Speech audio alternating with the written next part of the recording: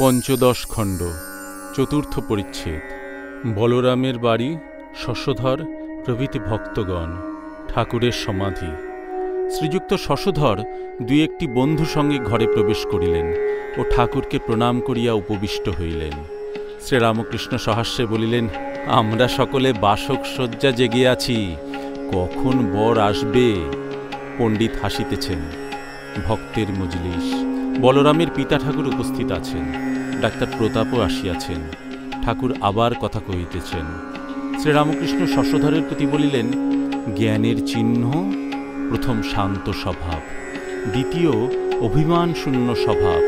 তোমার দুই লক্ষণই আছে। জ্ঞানীর আর কতকগুলি লক্ষণ আছে। সাধুর কাছে ত্যাগী, কর্মস্থলে যেমন লেকচার দিবার সময় সিংহতুল্য, স্ত্রীর কাছে রসরাজ, রসপণ্ডিত, পণ্ডিত ও অন্যান্য সকলের হাস্য। বিজ্ঞানীর স্বভাব আলাদা, যেমন চৈতন্যদেবের অবস্থা, বালকবৎ, উন্মাদবৎ, জড়বৎ, পিশাচবৎ। বালকের অবস্থার ভিতর আবার বাল্য, পৌগণ্ড, যৌবন। পৌগণ্ড অবস্থায় ফচকিমি, উপদেশ দিবার সময় যুবার ন্যায়।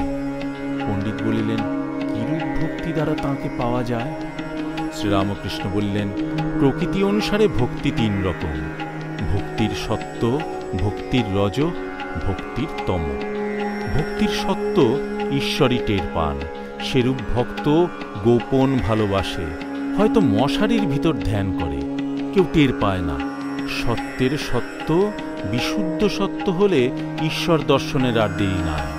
যেমন অরুণোদয় হলে বোঝা যায় যে সূর্যোদয়ের আর দেরি নাই। ভক্তির রজ যাদের হয়, তাদের একটু ইচ্ছা হয় লোকে দেখুক আমি ভক্ত।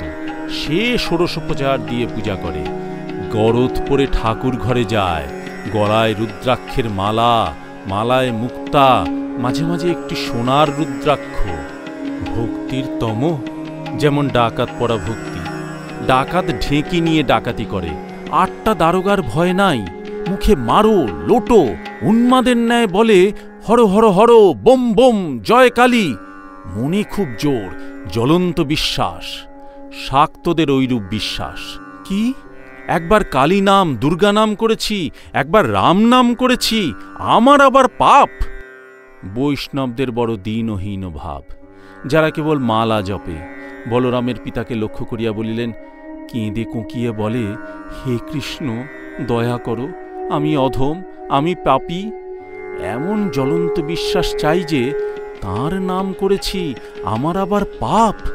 রাত দিন হরিনাম করে, আবার বলে আমার পাপ। কথা কহিতে কহিতে ঠাকুর প্রেমে উন্মত্ত হইয়া গান গাইতেছেন। আমি দুর্গা দুর্গা বলে মা যদি মরি, আখেরে এ দিনে না তার কেমনে জানা যাবে গো শঙ্করী। নাসি গো ব্রাহ্মণ, হত্যা করি ভ্রূণ, সুরাপান আদি বিনাশী নারী।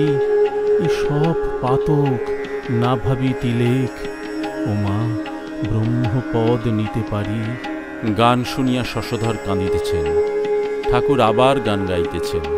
শিব সঙ্গে সদা রঙ্গে আনন্দে মগনা, সুধাপানে ঢল ঢল, কিন্তু ঢলে পড়ে না মা। অধরের গায়ক বৈষ্ণবচরণ এইবার গান গাইতেছেন। দুর্গা নাম জপ সদা, রসনা আমার, দুর্গা মে শ্রী দুর্গা বিনে কে করে নিস্তার।